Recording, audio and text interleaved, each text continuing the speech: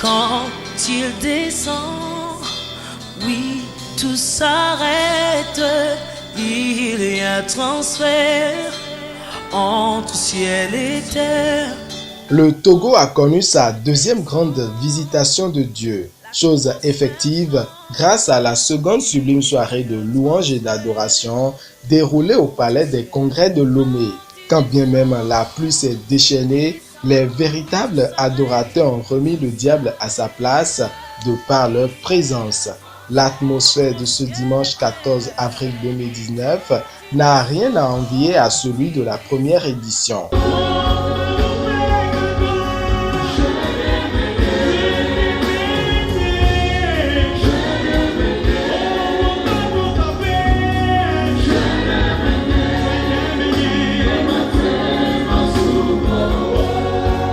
Quand je venais, il y avait la pluie, donc j'étais rentrée ici, je tremblais parce que j'étais mouillée, tout ça là. Donc j'étais un peu énervée parce que je me suis dit, est-ce que cela valait la peine? Mais quand je suis venue, vu l'atmosphère, tout ça là, j'ai vu que non, ça valait vraiment la peine que je vienne sous la pluie. Et vraiment, je rends grâce à Dieu. Des différents ministères rendus par les hommes de Dieu, il en ressort que le Seigneur, à travers ce programme, a délivré le Togo du sang versé. Dieu a visité le Togo une fois encore. Quand les nuages se forment, la pluie descend. Et toutes les prières qui se font, les soirées de louange, d'adoration qui se font au Togo sont en train de rassembler une pluie de délivrance et de bénédiction au Togo. Donc beaucoup de choses ont été révélées et Dieu a détruit beaucoup de plans de l'ennemi et a établi son règne.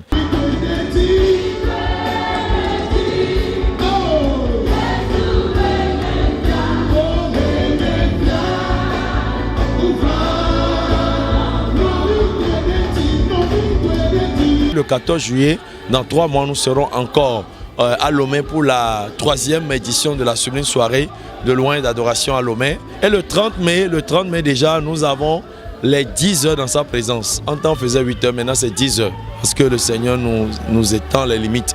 Donc 10 heures dans sa présence, ça va se dérouler à Cotonou le 30 mai. Et en prélude à ça, il y aura la conférence des adorateurs. Il y a aussi la nuit des intercesseurs. C'est un cocktail de programme intense que le Seigneur est en train d'amener pour pouvoir visiter le Bénin et visiter les nations. La sublime soirée de louange et d'adoration, un programme qui embrasse désormais les nations, car partir du Bénin, la Côte d'Ivoire, le Cameroun, le Burkina Faso et le Togo sont touchés.